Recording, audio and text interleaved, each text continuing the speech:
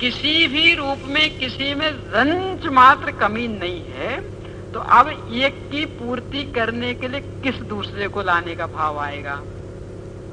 कि शरीर में एक कमी हो गई तो उसके लिए दवा लिया, दवा डालो। दवा डालने से क्या होगा? उसमें कमी हुई हो तो दवा काम आए, उसमें तो कमी हुई ही नहीं। और परिणमन में जो भी चल रहा वो कह रहा हम ईश्वर हैं, अपनी स्वतंत्र सत्ता है हमारी। जब हमें जैसा परिणमन करने का होगा तो होगा, हमारी योग्यता अनुसार होगा, उसमें दवा कुछ काम करने वाली नहीं है। तो ये विश्व व्यवस्था यदि ख्याल में रहे कि यहाँ प्रत्येक द्रव्य अणु अणु अनंत वैभव,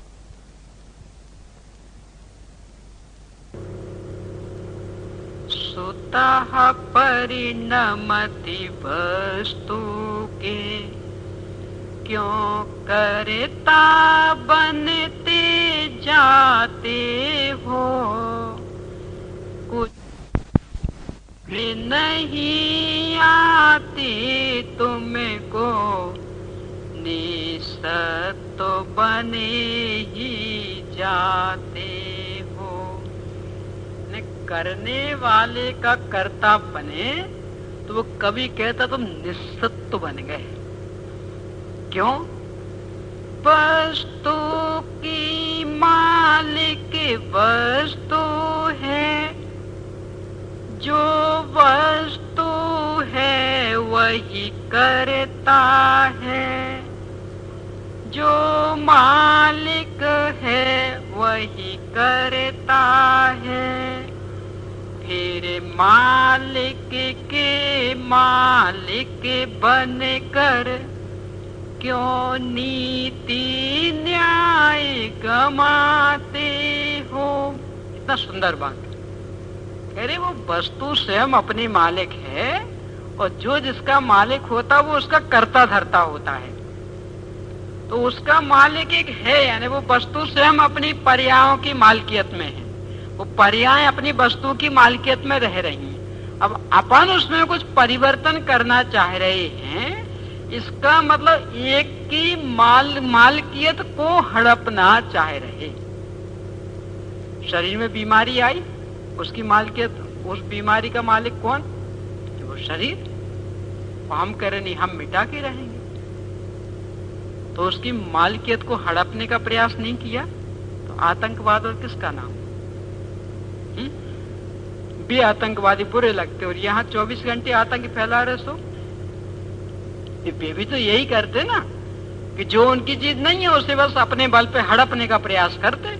तो अपन भी तो यही कर रहे हैं ना कि शरीर पर रंच मात्र अपना अधिकार नहीं है, उसकी अपनी स्वतंत्र सत्ता है, स्वतंत्र मालकियत है, पर अपनी बुद्धि के बल पर, हम बुद्धिमान है ना, हम जानते हैं तुम्हें, इसलिए हमारा यही तो है ना। और क्या है? कहते हमने चूंकि जान लिया स्वयं पर प्रकाशक शक्ति होने से, बस इतने से के बल पर उस पर अपना अधिकार चला रहे। तो ये उस आतंकवाद से छोटा है कि बड़ा? है ना, उसका तो फिर भी वर्चस्व के नहीं साहब, वो दूसरे भी भाव उनके कि जो विषमता चल रही है, हम इस विषमता को मिटाना चाहते। इन बड़े लोगों से पैसा लूटेंगे, वो गरीबों को देंगे, वो अपना। यहाँ तो सबका समान, और फिर भी एक का लूट करके अपने कब्जे में करना चाह रहे हैं। उन आतंकवादियों का तो भाव जब सुनो तो लग ठीक है भाई, ये बड़े लोग होते जा रहे हैं ना, तो इनका लूट के हम गरीबों को देंगे, तो हम समानता लाना चाह रहे हैं। अब सीधे सीधे नहीं देते तो हम लूट के देंगे। और उनकी भावना तो ये है ना कि हम समान व्यवहार करना चाहते। और अपन अनादि अनंत विश्व में समान समान समान व्यवहार है, यानी प्रत्येक वस्तु अनंत वैभव संपन्न। तो व्यवहार तो अनादि अनंत समानता का है, और फिर भी किसी भी एक के वैभव को लूट के अपने में मिलाना चाहते। तो बोलो उन आतंकवादियों से भी गई बीती स्थिति वाले अपन हुए कि नहीं? तो एक कब आदत छूटेगी कि जब ये स्वीकार हो कि प्रत्येक वस्तु अनंत वैभव संपन्न है, किसी भी एक वस्तु की सीमा में किसी भी दूसरी वस्तु का प्रवेश किसी भी कीमत पर संभव नहीं है। हम अनधिकृत चेष्टा करके अपना नरक निगोद का रास्ता खोल सकते, पर उस वस्तु का कुछ भी छीनने की क्षमता अपनी नहीं है। ये विश्वास रहेगा तब कहीं जाकर के शरीर के प्रति का अधिकार अपन समेटेंगे। यार क्या हमारा बस चलने वाला, उसकी योग्यता से हो रही उसकी स्थिति, हम अपनी योग्यता से अपने में करें। हम अपना कुछ उस पर बस चलाएं, ये कहां से आया? एक तो ये, और दूसरा कि प्रत्येक जो भी स्कंद है उनके बीच में विश्व व्यवस्था में अन्योन्य भाव विद्यमान। अपने शरीर के अंग है ना, किसी की आंख बढ़िया हो, चश्मा नहीं लगता हो, तो कान भी बढ़िया होंगे। आंख बढ़िया हो, इन्हें 80 वर्ष की उम्र हो गई हो, अपनी वो आती ना नानी जी, तो पढ़ लेती हैं बिना चश्मा के, और सुनाई देता नहीं। ऐसा क्यों हो गया?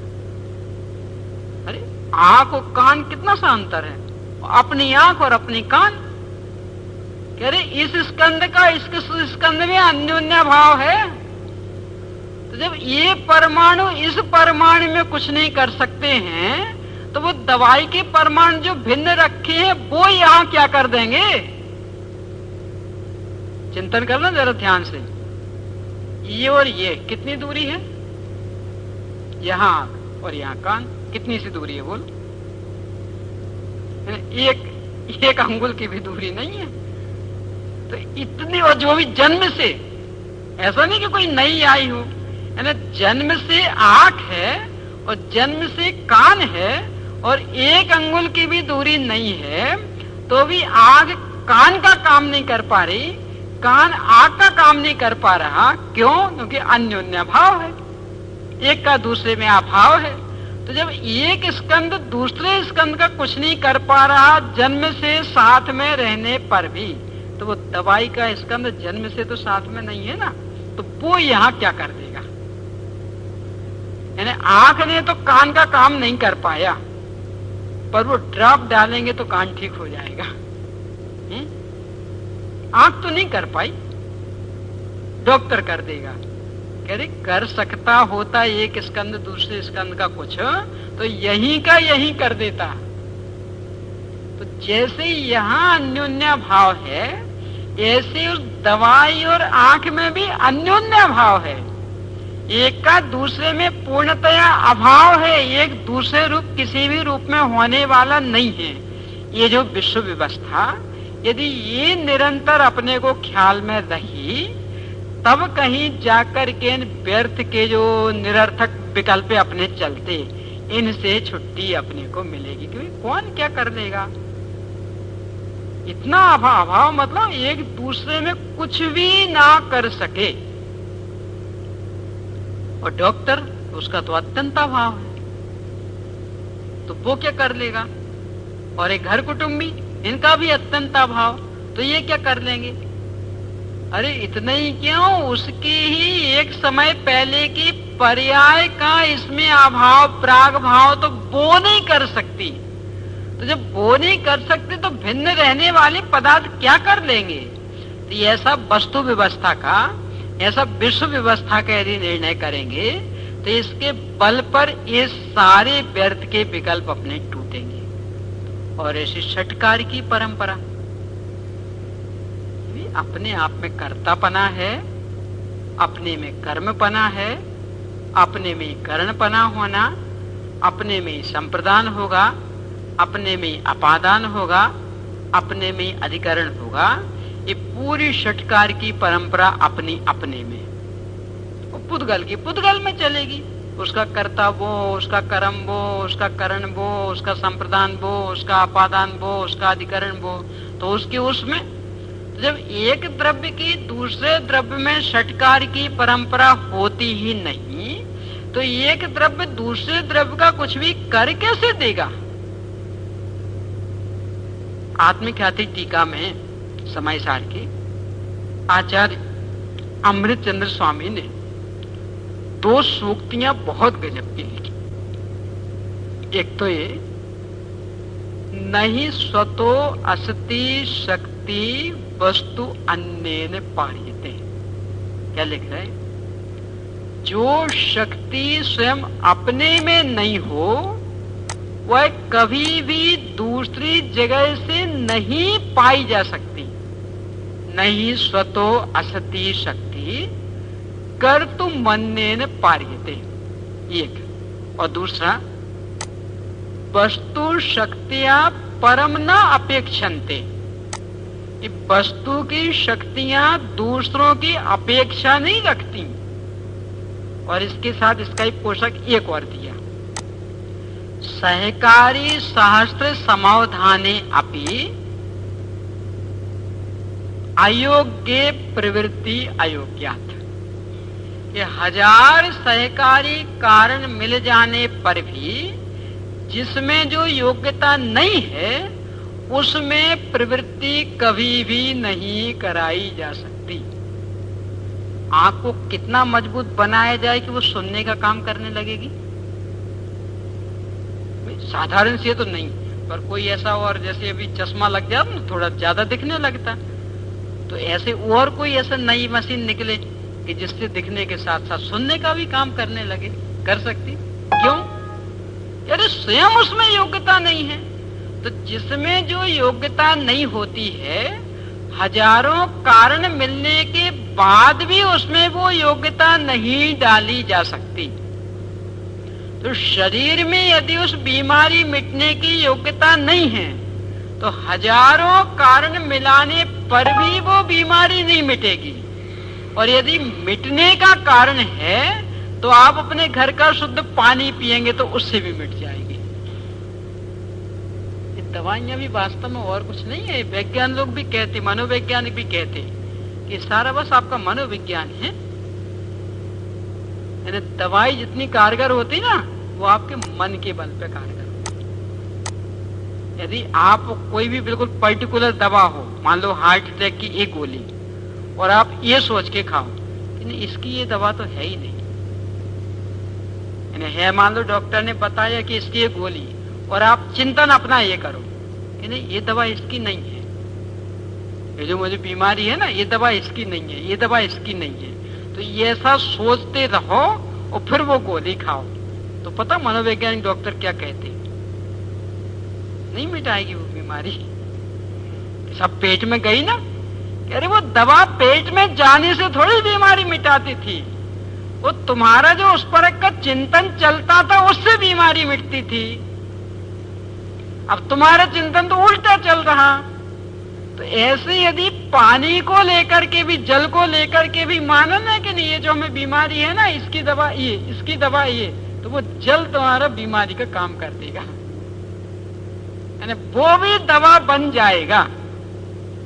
और नई योग्यता हो तो उसकी जो पर्टिकुलर दवा है वो भी खाओ, नहीं काम नहीं करे तो नहीं करे।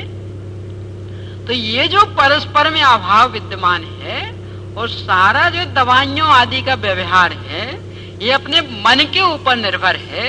यदि ये अपने को निर्णय रहे तो अनर्गल चेष्टाओं से बच जाएंगे। कि क्या होने वाला, जब तक उसकी अपनी योग्यता नहीं आई नष्ट होने की तब तक कौन नष्ट कर सके। और जब योग्यता आ गई तो किसकी मुखापेक्षी उसको होना पड़े, किसका मुंह देखना पड़े, अपने आप ही मिट जाएगी। क्यों कि 1000 कारण मिलने पर भी जिसकी जो योग्यता नहीं है उसमें परिवर्तन नहीं किया जा सकता। और यदि वस्तु की शक्ति है तो अन्य किसी की अपेक्षा लेने की रंच मात्र से आवश्यकता ही नहीं पड़ती। नहीं वस्तु शक्तियां परम अपेक्षन्ते, कि वस्तु की शक्तियां कभी अन्य की अपेक्षा रखती ही नहीं है।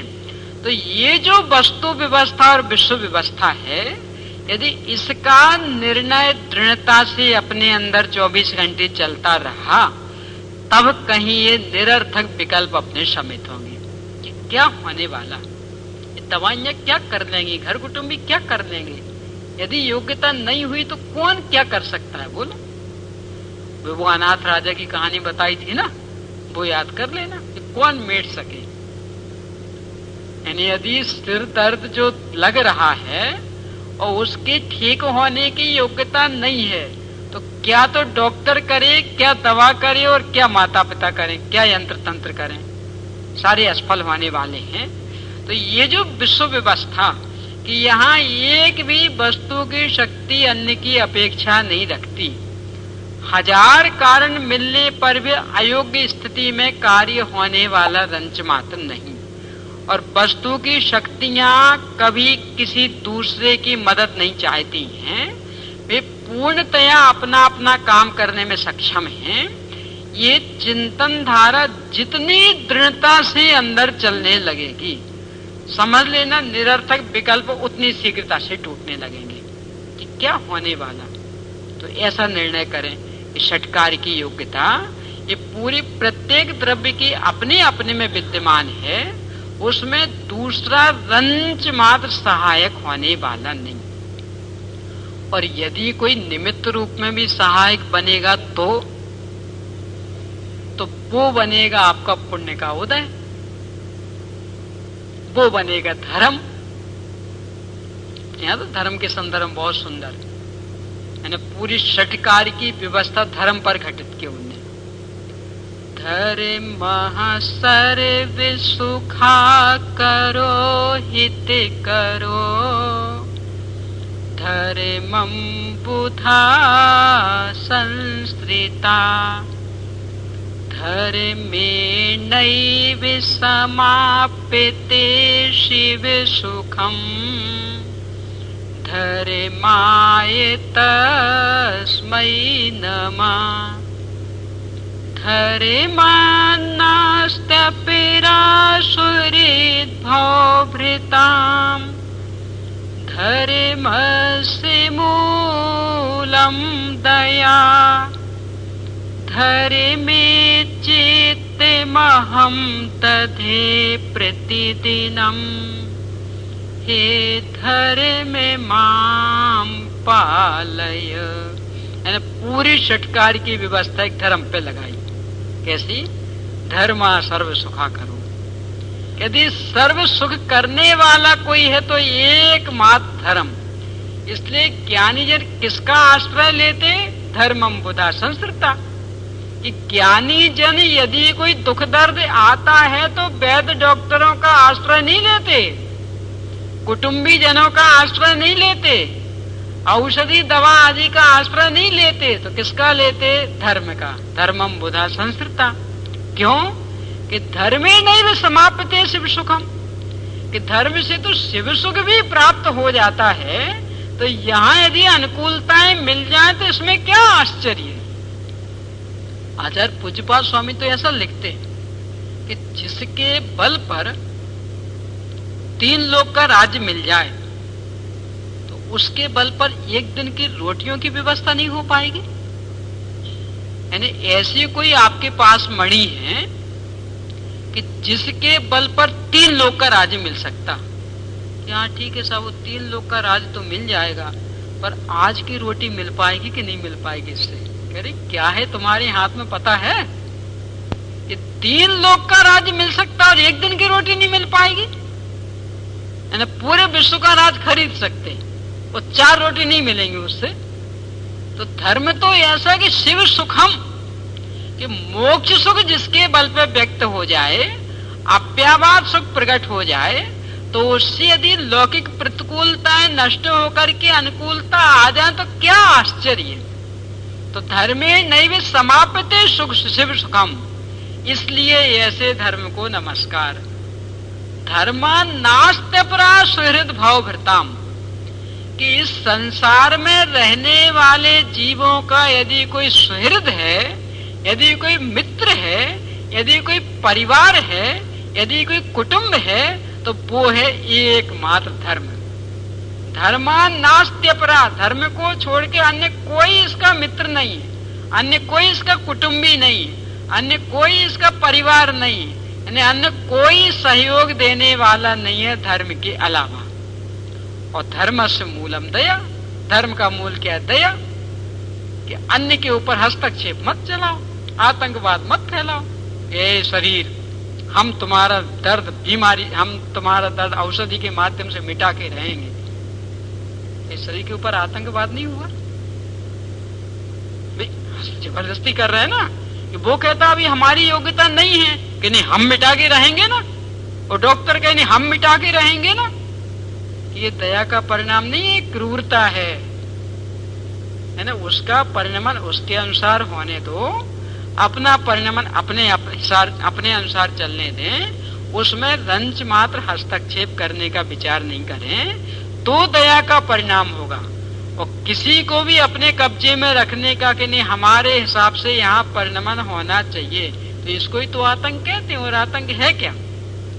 तो धर्म का तो मूल दया है, और धर्मस्य मूलम दया, धर्मे नैव समाप्यते शिव सुखम, धर्मस्य मूलम दया, धर्मान नास्ते परास्वरित भवभृताम। तो क्या करना कि हे धर्म माम पालय, कि हे धर्म मैं तो बस तेरी शरण में आ गया, तेरे माध्यम से मेरा विधिवत पालन होगा। यानी अब अन्यत्र जाने की आवश्यकता नहीं है। धर्म जहाँ वीतरागता प्रकट की अंदर में, इसके बल पर लौकिक और पारलौकिक सब तरह की सामग्रियां उपलब्ध होने वाली, लौकिक अनुकूलताएं और पारलौकिक अतीन्द्रियानंद। अब कमी क्या रह गई? 12 भावना में भी पढ़ते ना, जाचे सुर तरु ते सुख, चिंतत चिंतारेन, बिन जाचे बिन चिंते, धर्म सकल सुख देन। कैसा कैसा? बिना जांचे, भिखारी नहीं बनाता धर्म, बिना चिंते, आपको चिंता में भी नहीं डालेगा। पर जो भी धर्म का सहारा लेगा, जो भी स्वरूप लीन होगा, जो भी पंच परमेश्वरी भगवंतों की शरण में आएगा, तो अपने आप ही धर्म सकल सुख देन, कि धर्म संपूर्ण दुखों को नष्ट करके संपूर्ण सुख देने वाला ये उपाय है। यानी यदि अपनी बीमारियों को मिटने की कोई वास्तविक दवा, रामबाण औषधि यदि कोई है, तो वो है एक धर्म। कि यदि धर्म प्रकट किया, और धर्म क्या है? मूल धर्म तो बत्थु साहब वो धम्मो, ये जो वस्तु का स्वभाव वो धर्म है। तो क्या वस्तु का स्वभाव?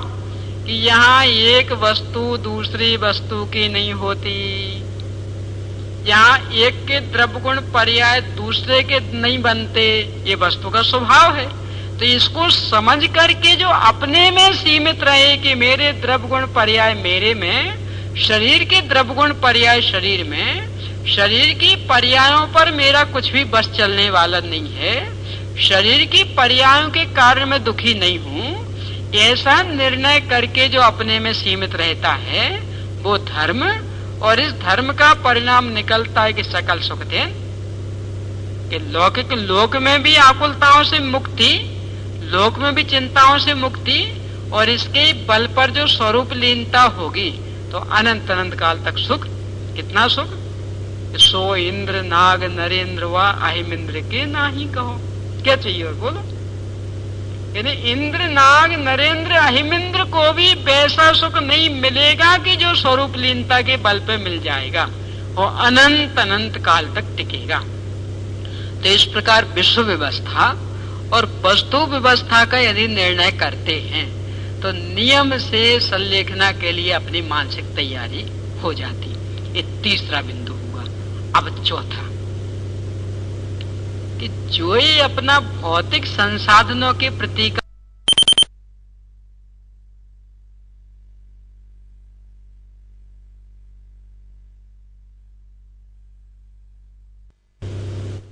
ये नष्ट होना चाहिए। ये जो आकर्षण है बहुत बुरा आकर्षण, दौड़ में अपन दौड़ रहे। यानी क्या इसका परिणाम हो रहा? रंच मात्र भी दृष्टि डाले बिना दौड़े जा रहे। क्या इसका परिणाम सोचने को भी तैयार नहीं। समय अपना हो रहा तो बस मात्र एक बात पे ध्यान दिलाऊंगी और बाकी चर्चा कल करूंगी। ये वैद्य डॉक्टर लोग आजकल कहते ना कि देखो एक साथ भोजन कर लेते हैं ना तो बीमारियां बढ़ती हैं। तो थोड़ा थोड़ा खाया करो, भले दिन में 10 बार खाना, एक साथ पूरा नहीं खाना। नहीं आया ख्याल में? यानी मान लो जैसे अपना नियम कि भाई एक बार खाएंगे, तो 24 घंटे की खुराक एक बार में ले लेंगे ना। वैद्य डॉक्टर क्या कहते हैं? नहीं, ये गलत है। आप थोड़ा थोड़ा खाओ, भले हर 2-2 घंटे में ले लेना, पर थोड़ा थोड़ा खाओ, पूरा लबालब पेट भर के मत खाओ। थोड़ा थोड़ा खाओ, दिन में 10 बार खाओ, अपने को अच्छा लगता। पर इसका परिणाम क्या है पता? एक दिन थोड़ी सी दूसरे संदर्भ में चर्चा की थी कि ऑटोमेटिक मशीन हो अपने यहाँ। वॉशिंग मशीन है, कपड़े अपन ने डाल दिए, चालू कर दी। अब वो पूरा वो राउंड नहीं ले पाई और द्वारा अपन ने दूसरे कपड़े डाल दिए और फिर उसको रिवर्स करना पड़ेगा, तो फिर चालू की। अब वो आधे तक पहुंची, वो फिर दोबारा डाल दिया और फिर रिवर्स किया। तो ऐसा यदि आप बार बार उसको डिस्टर्ब करते रहे तो बोलो क्या होगा उस मशीन का? कितने दिन टिक जाएगी? तो कंपनी वाला भी यही कहेगा कि यदि तुम्हें अपनी वॉशिंग मशीन व्यवस्थित रखनी है तो इसके साथ छेड़खानी नहीं करना। यानी ये पूरी ऑटोमेटिक, फुल ऑटोमेटिक है। यानी कितना इसे पानी चाहिए, कब इसका पानी निकलेगा, कब कपड़े ड्राई होंगे, पूरी फुल ऑटोमेटिक। तो आप इसके साथ बिल्कुल भी छेड़खान मत करो, इसको बस मात्र वो स्विच चालू कर दो और छोड़ दो, तो अपने आप अपना पूरा वो राउंड लेकर के वो व्यवस्थित कपड़े आपको दे देगी। और यदि आपने छेड़खानी की तो हम जिम्मेदार नहीं है, 6 महीने में भी मशीन चलने की मुश्किल दिखेगी, बहुत जल्दी बिगड़ जाएगी। वो बात तो अपने को जच जाती कि फुल ऑटोमेटिक है तो वहां छेड़खानी से बिगड़ने का काम ही होगा। पर ये अपनी मशीन, ये शरीर की मशीन, ये तो उससे भी ज्यादा ऑटोमेटिक, फुल ऑटोमेटिक। वहां तो फिर भी उतना तो करना पड़ा था ना, नल चालू करना पड़ता, स्विच ऑन करना पड़ता, इतना तो करना पड़ता ना। वो ड्राई करना हो तो ढक्कन बंद करना पड़ता। यहाँ तो उतना भी नहीं करना, पूरे फुल ऑटोमेटिक। एक बार आपने मुंह से डाला और अपने आप वो सारे का सारा होगा। अब अपन ने क्या किया, उन डॉक्टर वैद्यों की सलाह मान के 2 घंटे पहले डाला था थोड़ा सा। अब वो बेचारा नीचे तक नहीं पहुंच पाया, क्योंकि नीचे तक पहुंचने में हर भोजन को कम से कम 3 घंटे लगता, तो वो नीचे तक तो पहुंच नहीं पाया और अपन ने फिर दोबारा डाल दिया। तो वो जो ऊपर की ग्रंथियां थी उनको फिर सक्रिय होना पड़ा। अब वो बेचारी नीचे तक नहीं पहुंच पाए, उनने भोजन को नहीं पहुंचा पाए, दोबारा डाल दिया। तो क्या होगा बोलो? यानी एक बार जो वो मशीन चालू हुई और पूरा वो अपना काम नहीं कर पाई और बार बार आप उसको रिवर्स करके ऊपर लाते रहे, ऊपर का काम करने के लिए बाध्य करते रहे, तो बोलो कितने दिन वो मशीन काम कर पाएगी? और इतना ही नहीं, ये जो वैद्य डॉक्टरों का कहना अपने को जच रहा है ना, इस संयम की कितनी बड़ी विराधना अपन कर रहे, देवशास्त्र गुरु की कितनी बड़ी विराधना कर रहे पता? कि थोड़ा थोड़ा खाना बारंबार, तो इसका मतलब अपने को मुनिराजों का जीवन अच्छा नहीं लगेगा। क्यों? वे तो 24 घंटे में एक बार लेंगे, तो लगेगा अरे ऐसा कैसे हो सकता, ये स्वस्थ रह ही नहीं सकते, क्योंकि थोड़ा थोड़ा बारंबार खाओ तो स्वस्थ रहेंगे। यानी मुनिराजों का जीवन अच्छा नहीं लगेगा। यानी मुनिराजों की चर्या अपने को अस्वीकृत है, और वो चर्या जिनेंद्र भगवान ने बताई। मुनिराज तो स्वयं करके बता रहे, जिनेंद्र भगवान ने बताई है कि मुनिराज की ये चर्या होती, तो वे जिनेंद्र भगवान अपने को स्वीकृत नहीं, वो डॉक्टर अपने को स्वीकृत। वो जिनवाणी बता रही तो वो जिनवाणी अपने को स्वीकृत। भौतिक संसाधन में अपन कितने आकर्षित हो रहे और बराबर मानने को तैयार हो जाते कि हाँ यदि स्वस्थ रहना है तो थोड़ा थोड़ा खा के बारंबार खाओ तो स्वस्थ रहेंगे। कह रहे ये नहीं है स्वस्थ रहने की निशानी। तो क्या निशानी? कि भूख से कम खाओ और जितनी कम से कम बार खाएंगे उतने अधिक स्वस्थ रहेंगे। ये बुंदेलखंडी में तो कहावत प्रसिद्ध है, एक बार खावे सो योगी, 2 बार खाए सो भोगी, 3 बार खाए सो रोगी। अब 3 से भी ज्यादा खाए तो उसके लिए कोई उनके पास शब्द ही नहीं है। यानी 1 बार खाए सो योगी, 2 बार खाए सो उसको समझ लेना भोगी है। पर जब 3 बार खाता तब तो नियम से रोगी होना, और 3 से भी ज्यादा बार खाता हो तो वे कहते रोगी के अलावा हमारे पास कोई शब्द ही नहीं कि जिसके बल पर बता सकेंगे ये दशा होगी। तो स्वस्थ रहने की तो ये निशानी है, और अपने को वो उनका कहना अच्छा लगता नहीं, थोड़ा थोड़ा बार बार खाओ तो स्वस्थ रहोगे। तो इसका मतलब संयम की विराधना दृढ़ता से कर रहे हैं, देवशास्त्र गुरु का अवर्णवाद दृढ़ता से कर रहे हैं, और ऑटोमेटिक जो मशीनरी है अपने शरीर की उसको भी, उस पर भी हस्तक्षेप कर रहे हैं। तो सोचो क्या इसका परिणाम निकलेगा। अब ये दुष्प्रवृत्तियां कब मिटेंगी कि जब ये आकर्षण खत्म हो के अरे इनमें दम क्या है। यदि ये स्वास्थ्य की निशानी होती तो इसका मतलब जो साधु संत हैं वे तो स्वस्थ रह ही नहीं पाते, और जबकि देखते हैं तो अपने से ज्यादा अच्छे हट्टे कट्टे हैं।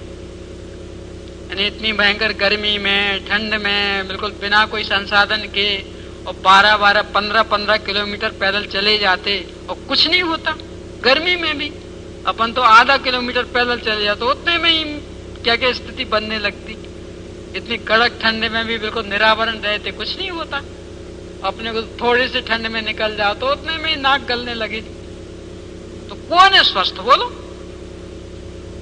कि ये असली बिंदु ऐसा कि बस इसके कारण अपने धर्म में प्रवृत्ति नहीं हो पा रही, विशुद्धि लब्धि इन कारणों से नहीं जम पा रही, क्योंकि लगता बस यही तो है सब कुछ, और ये तो बिल्कुल करके दिखा रहे। जिन वाणी में तो लिखा है, अब लिखा भी वो कितने 2527 या 28 साल पहले हुए थे महावीर भगवान।